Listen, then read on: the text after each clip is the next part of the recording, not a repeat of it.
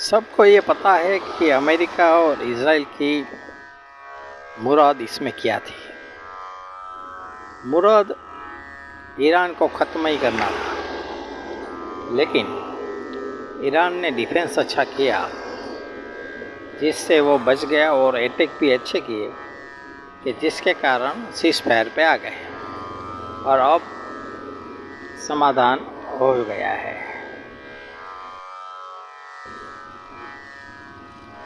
जिन देशों ने भी इसमें बहुत सहन किया हुआ है, जैसे जिसको ऑयल चाहिए तो उन लोगों ने भी अब सोचा होगा कि भाई अब कुछ अलग रास्ता ही निकालते हैं, किसी देश पे हमें निर्भर ही नहीं रहना है। तो अब वो लोग कहीं दूसरे मार्ग भी खोज रहे हैं, यानी कि उसके देश में भी अब ऑयल से गुजारा कम करे ऐसा प्रयत्न सब देश करेंगे। और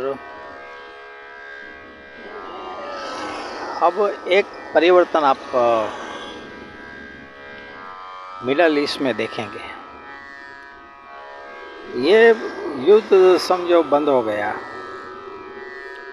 सारे मुस्लिम राष्ट्र फिर से इकट्ठा हो गए और अब फ्यूचर में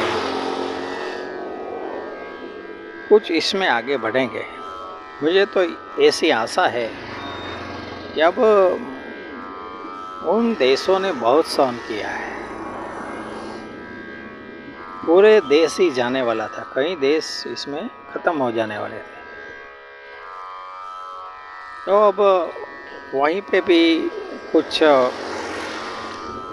अच्छा हो, यानी कि उसका संगठन मजबूत बने और कुछ ऐसे एक्शन ले कि जिससे फ्यूचर में इतनी बड़ी आफत से बच सके वो लोग। और एक बात, ये आफत देने वाले दो ही थे,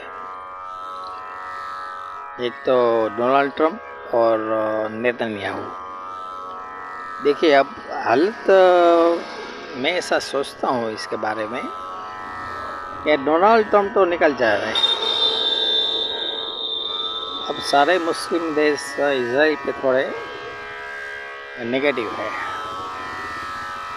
तो ज़्यादातर ये लोग अब ऐसा करेंगे कि भाई नेतन्याहू इजराइल को थोड़ा प्रेस करेंगे, यानी कि दबाने का थोड़ा प्रयत्न कि भाई बॉम्बार्डिंग ना करे, युद्ध ना करे और शांति से रहे।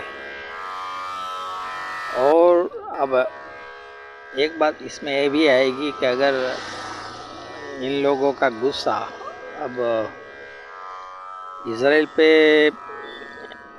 वो दिखाएंगे, क्योंकि इसमें इजराइल ही एक था, इसके पहले भी 10 मुद्दों पे समाधान हो चुका था, लेकिन इजराइल ने ही लेबनान पे अटैक किया था। और तो अब अगर इजराइल ने कुछ अटैक वगैरह भी किए और इस डील में कुछ भी गड़बड़ की, तो हो सकता है उस पर अटैक ज़्यादा हो जाए।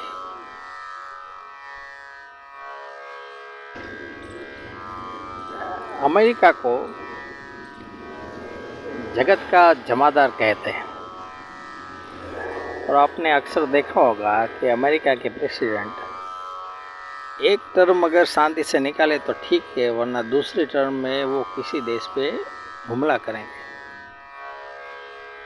आपने कई प्रेसिडेंट देखे होंगे।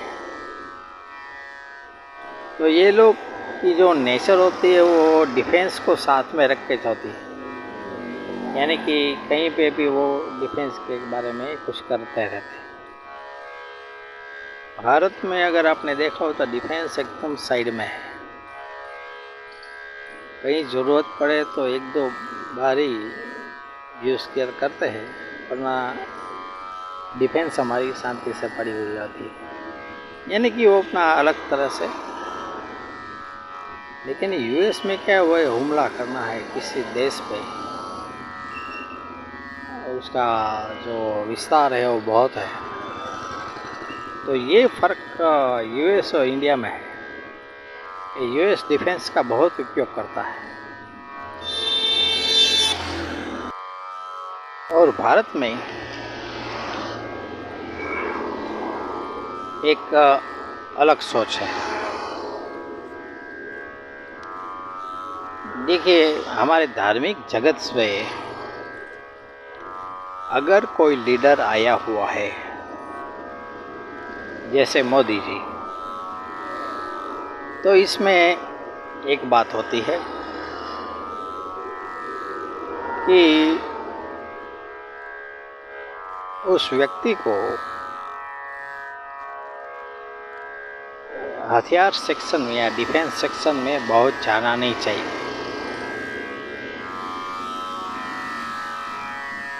क्योंकि ऐसे विचार है इसमें कि अगर वो डिफेंस में जाएगा, यानी कि हथियार सेक्शन में अगर वो गया, उसको अगर आपने हथियार दिखाए तो वो हमला करेगा। समझ गए? तो अगर धार्मिक जगत से आए हुए व्यक्ति हो तो हथियार सेक्शन में निषेध होता है। लेकिन भारत में हालत ऐसी थी कि सोल्जर के पास बुलेट प्रूफ जैकेट भी नहीं थे, हथियार भी कम थे, तो मोदी जी गए थे, हथियार लेने के लिए भी गए थे, बुलेट प्रूफ जैकेट भी लिया और कई चीज़ें उसमें लिए हैं। लेकिन एक विचार इसमें ऐसा है कि उसको डिफेंस में जाना,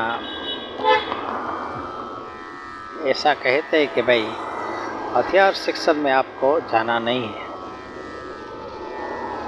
मोदी जी ऐसे हथियारों में बैठ के, यानी कि कहते हैं कि भाई टैंक में बैठ के फ़ोटो पड़वाते हैं, प्लेन में बैठ के एक राउंड लगाते हैं। तो हमारे भारत में ऐसी मान्यता है, तो उसके बारे में थोड़ा सोचना चाहिए।